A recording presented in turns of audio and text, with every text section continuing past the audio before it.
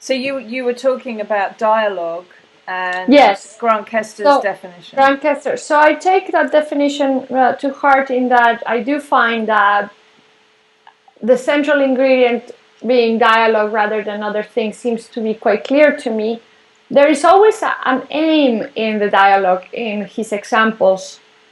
The aim is oftentimes bringing change, improvement, etc. In our case, the aim wasn't specific to the biennial. The aim was that, my assumption was that through the exchange of information, in instances of kind of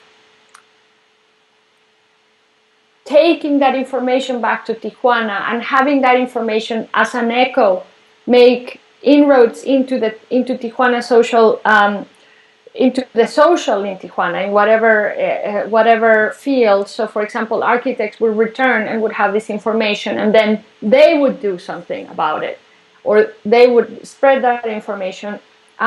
That it would be up to the individuals then to generate the next step of the project. And I've been very glad to say, I think the project worked very well in Medellin. We were very, very lucky to connect with marvelous people, and it was an incredible experience. And in fact, it did generate, as people have returned, it has generated different practice models to be the echoes of what happened in Medellin to be present in Tijuana in various ways. So people who were already doing things, for example, this architect who was starting a recycling plant, has better tools and also connections to do that. And in that sense, I think that what I tried to do with that project was to reverse the notion that the artist or the curator is working with a community, and to say we are that community. We are that community that needs help. And to me that was important, because oftentimes that is one of the problematic, perhaps unethical or tricky things in social practice, is that it's oftentimes artists coming from outside to do a kind of sociology project or a kind of aid project in communities that need it. And that is a slippery road.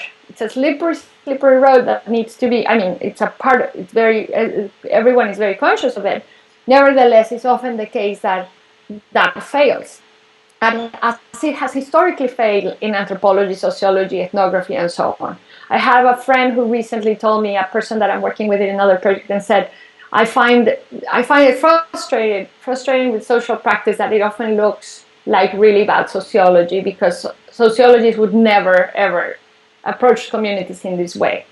And my argument to that is that, in fact, social practitioners are not sociologists, and that what happens and what is done is different because there isn't, partially because there isn't that kind of disciplinarian limits to what you can or cannot do. And that also is what makes it sometimes problematic, right? Right. So it's not, I don't think that you can make a recipe. You can just be extremely conscious all the time, and better informed all the time. So in Proyecto Coyote, instead of having the issue of bringing a project to a community of disenfranchised Tijuanenses, we were the disenfranchised Tijuanenses going there to learn, and then in that way spread this information. No, I'm not saying that this is in fact the case across the board. I'm not making a statement about what the practice should be, that it should be only about artists and so on. I'm saying that the Proyecto Coyote was very specifically modeled to question and shift those assumptions, so that instead of having say, Insight had been a very interesting experience for a lot of Tijuanenses, in that they felt that social practitioners in the last instance, for example, in 2005, came offering a certain type of knowledge or models of behavior or analysis or investigation and so on, and was very much exoticizing of the local and so on. So for the Proyecto Coyote specifically, given that we were working, that I was really, the aim of the project was Tijuanenses going to Medellin, we were flipping that by being the subject and the object, right, of the specific project. I'm not saying that should be or is in fact the only area. It's just one project, right? I'm not saying this is something that needs to be taken to other areas and so on. So I don't think that social practice is about the social practitioners. I don't think that at all.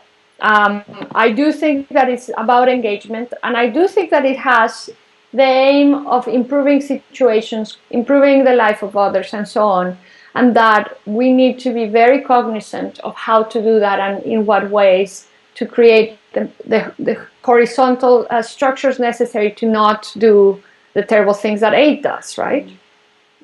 So, for example, I'm analyzing very closely right now a project by Susan Lacey that she did in the 90s, which is called No Blood, No Foul. And it's very interesting because there are so many elements of legislative theater in the practices that she engaged in during the entire Oakland projects that took about 10 years of work. There are so many ways by which the pedagogical and the social and the formats of theater are included in creating these structures of conversations and breaking them sometimes, in breaking the patterns that we are used to in conversation, which is part of what she has consistently done, right? She has ritualized conversations, engaged in various multiple ways in order to build towards this kind of climatic theatricalization of a discourse, which in itself then allows the participants to engage with themselves and their voice in a different way. And in that case, I feel like it was quite a horizontal structure that perhaps her position as an artist author is more related to that of the director. And that's and I'm speaking here not generally about her practice, but the project that I'm analyzing in No Blood, No Foul. And part of what I'm doing moving forward is to try to be less definitory of the entire category, social practice, dialogical art, relational art, or whatever, but to actually look very carefully at the examples, like what you're doing with these interviews, and let the examples dictate the next stage of how we define what is going on, the practice of social practice, and how it moves forward. Because sometimes when I hear very theoretically based definitions of what this is and isn't, I feel that it leaves many things out, and it becomes too constrictive. And so I use the term social practice because it's a useful placeholder, but I don't necessarily abide by whatever fuzzy definitions it implies.